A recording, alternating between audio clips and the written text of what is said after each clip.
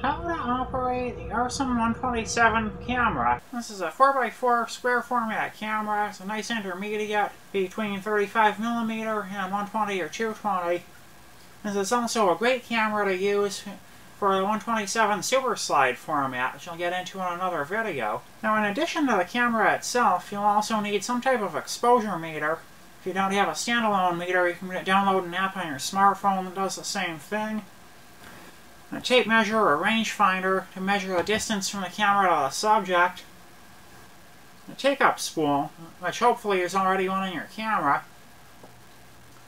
Some 127 film, I'll leave a link for that in the description.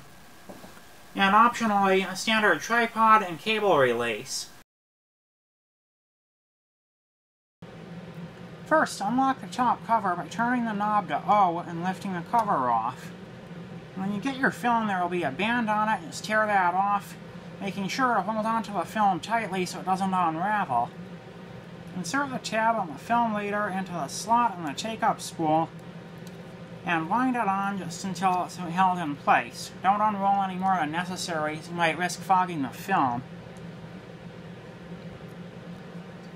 Now slide both spools down into the camera, making sure the leader goes in front of the pressure plate and not behind it. If it doesn't go in all the way, stop and check to make sure you're actually putting it in the right place.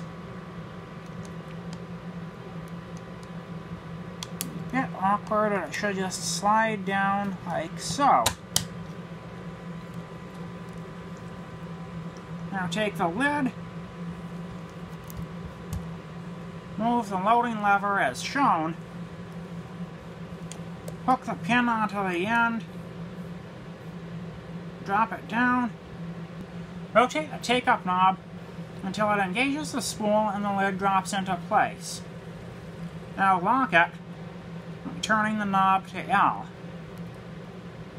At this point, slide open the window on the back and advance the film using the knob until the number 1 appears in the window.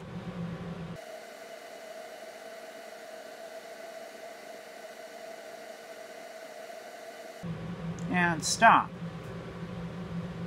Now close the window, put the loading lever back into its normal position, and rotate the advance knob until it stops. At this point, you're ready to start taking pictures. In order to make the exposure, first pull the lens all the way out. If you forget to do this, the picture won't turn out. There are 3 different controls on the lens. One is the shutter speed, the aperture, and the focus ring. Use your light meter to set the shutter speed and the aperture as indicated. Now, if you're using the modern light meter, the odds are that the shutter speeds won't actually match up with the ones on these vintage cameras, so you'll have to interpolate a bit.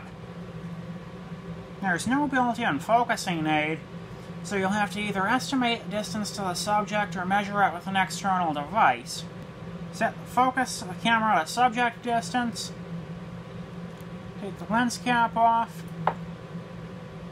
Push the side lever down to cock the shutter, and the top lever to release it.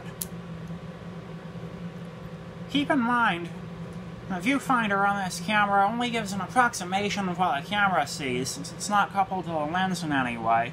After you've made your exposure, to advance the film, press down on the advance knob and rotate it about half a turn in order to release the catch. It should rotate freely after this. If it doesn't, just repeat that step until it does. Now turn it without pressing down until it locks. The next number should be visible on the frame counter. And as a word of warning, the latching mechanism on the knob is delicate, so make sure you don't force it.